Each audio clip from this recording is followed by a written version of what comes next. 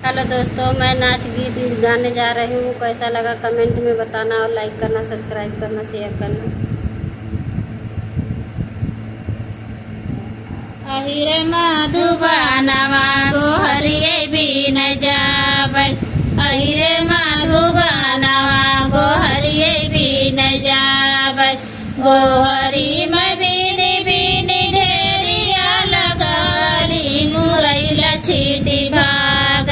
अहिरे मधुबनवा मुरैला छीटी भागै, अहिरे मधुबनवा मुरैला छीटी भागै।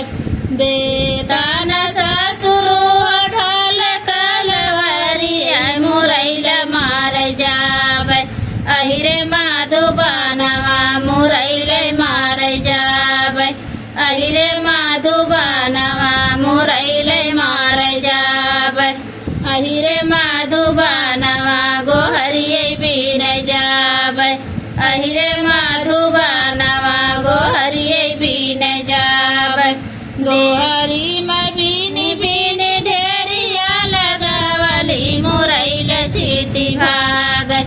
अहिरे मधुबनवा मुरैला छीटी भागै, अहिरे मधुबनवा मुरैला छीटी भागै। देतन भसुरु ढल तलवारिया मुरैला मार जाय। अहिरे मधुबनवा मुरैला मार जाबै, अहिरे मधुबनवा मुरैला मार जाबै। अहिरे मधुबनवा गोहरिये बिन जाबै, अहिरे मधुबनवा गोहरिये बिन जाबै।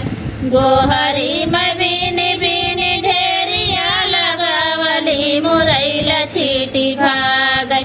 अहिरे मधुबनवा मुरैला छीटी भागै, अहिरे मधुबनवा मुरैला छीटी भागै। बेतन देवरू ढल तलवारिया मुरैला मार जाबै। अहिरे मधुबनवा मुरैला मार जाबै, अहिरे मधुबनवा मुरैला मार जाबै। अहिरे मधुबनवा गोहरिये बिन जाबै, अहिरे मधुबनवा गोहरिये बिन जाबै। गोहरी में बिनी बिनी ढेरिया लगवली, मुरैला छीटी भागै। अहिरे मधुबनवा मुरैला छीटी भागै, अहिरे मधुबनवा मुरैला छीटी भागै। बेटा